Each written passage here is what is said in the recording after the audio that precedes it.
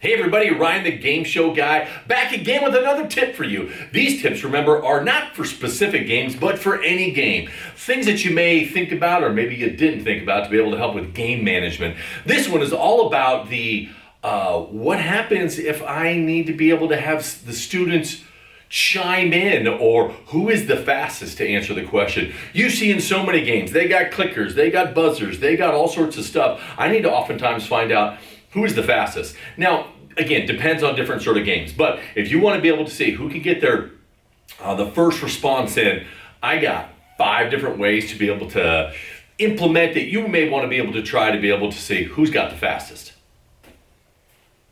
The first one that we're doing is the good old-fashioned one that we all know, and it's called raise your hand.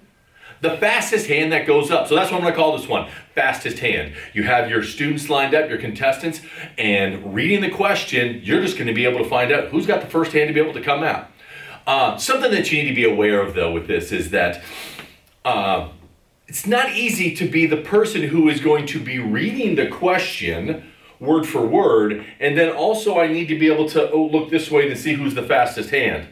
So you may want to be able to have some help with this. Okay, one of the things that I often like to do is I want to be the one who can read the question to go along with the visual question that's up there, and have somebody else be my eyeballs to be able to watch and see how that happens. Let's check and see it in action.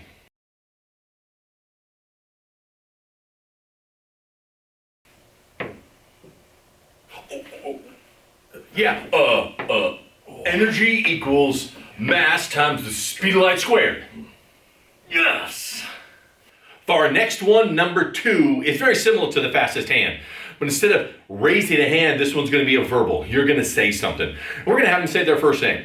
So simply shout out your first name, and that is going to allow everybody else to stop, hear who chimed in. And it's also helpful for this. If I didn't want to be able to have a helper, I want to read, and I also want to see who can be the first one. This is a good way to be able to do that. I'm going to read the question, and as I read the question, I can hear Tommy. Yes, Tommy said his name first, and then I can go to be able to that. Also helps with the confusion of who kind of went first, since everybody is saying their own name. So prep them ahead of time, say your first name, and let's take a look and see what this looks like in action.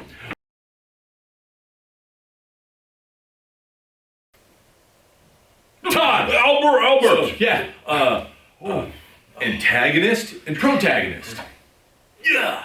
All right, next up is option number 3, to be able to chime in. This is kind of a fun one. And this one's going to be a bit of a race, I'm going to say. This is called grab something. And by something, you need something for them to be able to grab and not damage. Take, for example, here. Get yourself the stuffed animal. I'm going to put this on the table in front of them, the spot where they're going to be standing, and I'm going to put this, we're going to call this one, you can make it based on your animal, I'm going to call this one Catch That Tiger. And so Tiger's going to sit there, and as soon as you think you know the answer, you're going to swipe and try to be able to grab it.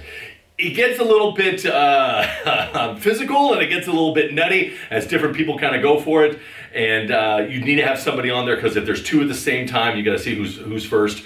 So be aware of a little bit of a hijinks in this one. But this one's called Grab Something or Catch That Tiger. Let's see this one in action. All right, you 3. Now remember the rules we talked about. This first one to be able to grab that, catch that tiger. All right, here we go. Who can name the 3 branches of the federal government? Oh, no, yeah. Yeah.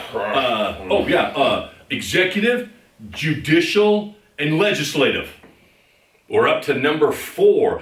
This one is called buzzers. A lot of people, when you play a game, I want to be able to chime in and hit that clicker, the plunger, the buzzer, and that sort of stuff. And there's a lot of options that are out there if you want to be able to get a buzzer. Probably the most popular one that you can be able to get are these that you see on Amazon. They're relatively cheap. This box right here, I think, goes for $9 or $10. You put batteries in them, and each of them have their own sound effect. All the sound effects are different from each other. They're made of plastic, and it is $10, so just be aware of the durability of these. Not my number 1 choice, because these do get knocked around a little bit. And for me, it's often hard to be able to tell who's first or whatnot, but they're kind of fun.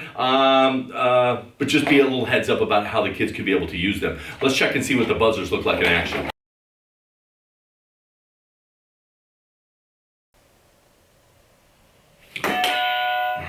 Oh, yes, comment allez-vous? One for me. And lastly, number five. Number five is a combination of the last two. It's the buzzer and it's the chase the tiger. I made my own buzzers. And the reason I made my own buzzers is the ones I showed you aren't super durable, and I don't really want necessarily electronics, and I kind of want them quickly kind of hitting that thing and such, so I made my own. And you can do this a couple different ways. First off, this is what I did. I took a normal playground ball that we had, cut that ball, popped it, and cut it in half. I got this cool sort of red shiny surface or whatever. Then I got some foam, had foam kind of match inside that one to give a little bit of a cushion to this thing. And so now I have this buzzer that we can do one of two ways. I can be able to put the buzzer, much like to catch the tiger, that they're all going to see who can first to chime in, or I can do separate ones in front of each of them if I want to be able to have, based on the number of groups that you have playing, 3 or 4 of these kind of setups. So I like having the one in the front where they all can kind of chase it and plunge it kind of a thing. So anyway, let's check and see what using OD's homemade buzzer looks like.